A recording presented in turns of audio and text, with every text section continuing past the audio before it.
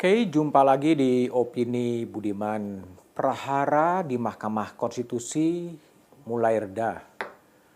Musyawarah mufakat di Hakim Konstitusi, 8 Hakim Konstitusi pada hari Kamis ini telah menunjuk Ketua Mahkamah Konstitusi baru. Namanya Suhartoyo, Hakim Konstitusi yang sejauh ini punya integritas tinggi, dan putusan-putusannya pun, pertimbangannya pun bisa terima oleh akal sehat publik.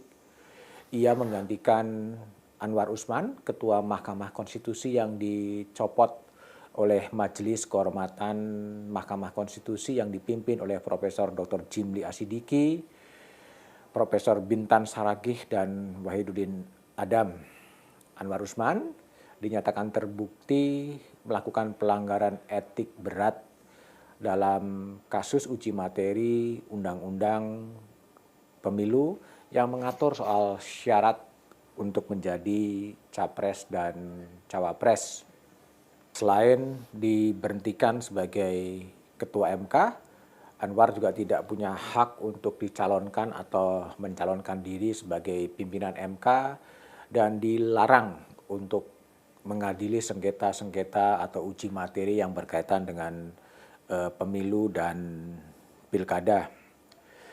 Meskipun dinyatakan terbukti melanggar etik berat, Anwar Usman dalam jumpa pers secara terpisah menyatakan perlawanannya. Ia menyatakan pantang mundur dan dia yang mengatakan bahwa ia adalah korban fitnah keji dan pembunuhan karakter yang dialamatkan kepadanya. Sayang memang Anwar tidak menyebutkan siapa yang menyebarkan fitnah, siapa yang membunuh karakternya. Itu tentunya pembelaan terbuka Anwar Usman atau lebih kepada respon atau tanggapan atas desakan mundur yang diajukan sejumlah pihak terhadap Anwar Usman setelah dinyatakan terbukti melanggar etik berat. Bertahannya Anwar Usman tentunya memang menjadi beban bagi Mahkamah Konstitusi yang sedang terpuruk ketika Ketua Mahkamah Konstitusinya kemudian dicopot karena melanggar etik berat. Memang bukan yang pertama, sebelumnya di tahun 2013 ada juga Akil Mohtar yang kemudian dicopot karena ditangkap oleh KPK. Kenapa itu menjadi beban? Karena atribusi Hakim Konstitusi itu adalah negarawan yang menguasai konstitusi. Kalau dilihat dalam berbagai atribusi penyelenggara-penyelenggara negara lain, tidak ada yang disebut sebagai negarawan, apalagi yang menguasai konstitusi. Hanya Hakim Konstitusi itulah yang punya atribusi sebagai negarawan yang menguasai konstitusi. Memang akan ada dilema moral, dilema etik. Bagaimana seorang negarawan yang menguasai konstitusi tapi dinyatakan terbukti melanggar etik berat dan kemudian bertahan. Tapi memang tidak ada alasan juga untuk mendesak Anwar Usman mundur sebagai Ketua Mahkamah Konstitusi.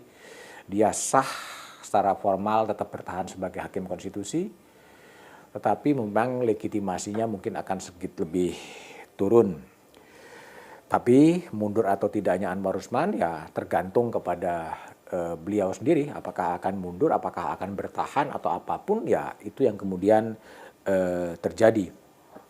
Namun kabar gembira itu muncul pada hari Kamis ini setelah Suhartoyo dipilih secara musyawarah mufakat. Musyawarah mufakat ini juga langkah yang baik, langkah yang bijak, ya, karena selama ini yang sering terjadi adalah voting di kalangan Hakim Konstitusi.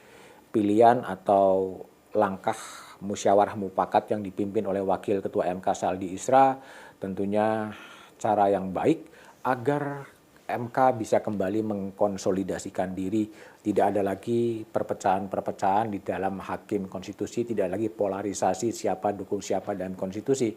Sehingga tentunya harus diucapkan selamat kepada Hakim Konstitusi, 8 Hakim Konstitusi yang telah memilih secara musyawarah mufakat Suhartoyo. Tentunya Soehartojo sebagai Ketua MK dan Saldi Isra sebagai Wakil Ketua MK harus segera bisa bergerak cepat untuk kemudian memulihkan mental hakim konstitusi, mental pegawai-pegawai di Mahkamah Konstitusi yang mungkin terpukul ketika Ketua Mahkamah Konstitusinya dinyatakan terbukti melanggar etik secara berat. Langkah-langkah konsolidasi organisasi itu penting untuk segera bisa memulihkan kepercayaan publik pada Mahkamah Konstitusi yang punya tugas berat nanti untuk mengadili sengketa pemilu, uji materi yang berkaitan dengan kepemiluan. Tugas lainnya adalah bagaimana segera membentuk Dewan Etik yang permanen. Dewan Etik yang permanen itu butuh sehingga kalau memang ada dugaan hakim konstitusi yang melanggar etik, segera ada pelaporan-pelaporan. Tidak perlu ditunda-tunda pembentukan Dewan Etik atau Majelis Kehormatan Mahkamah Konstitusi agar ada pengawasan. Kelemahan pengawasan inilah yang kemudian juga menyebabkan prahara-prahara terjadi di Mahkamah Konstitusi. Tugas lainnya adalah bagaimana kemudian, dan ini tentunya memang tugas parlemen dan pemerintah untuk membenahi sistem rekrutmen hakim konstitusi. Memang sekalimat ini tidak ada standar yang sama bagaimana merekrut hakim konstitusi yang berasal dari DPR, berasal dari Presiden, dan berasal dari Mahkamah Agung. Hendaknya ada standarisasi agar menemukan proses rekrutmen yang seragam dan menemukan apa yang disebut sebagai negarawan yang menguasai konstitusi itu. Itu adalah pekerjaan rumah bukan hanya pada Soehartojo dan Saldi, tetapi juga pada DPR dan pemerintah. Hal yang lain juga perlu disoroti adalah soal konflik kepentingan. Kadang-kadang hakim-hakim MK juga lalai atau ceroboh ketika harus menguji materi undang-undang yang berkaitan dengan dirinya. Padahal ada sebuah asas hukum, tidak mungkin seorang hakim menjadi hakim untuk dirinya sendiri. Ini juga self-kritik yang dilakukan oleh banyak kalangan. Bagaimana ketika MK mengadili undang-undang kekuasaan kehakiman? Bagaimana ketika MK kemudian mengadili soal pengawasan oleh Komisi Yudisial? Bukankah itu juga terjadi benturan kepentingan? Itu juga harus dibenahi dengan menata ulang hukum acara.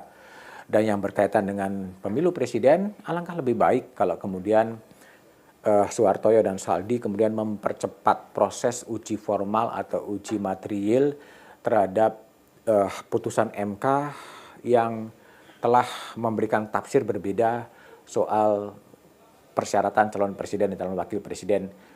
Bukan untuk menjegal atau tidak menjegal karena putusan MK itu final dan mengikat, tapi untuk memberikan kepastian hukum. Ini duduk soalnya mau bagaimana, karena faktanya sudah ada gugatan uji materi yang menggugat soal putusan MK. Ini memang tradisi baru, tapi ada baiknya ini segera diselesaikan agar ada kepastian hukum.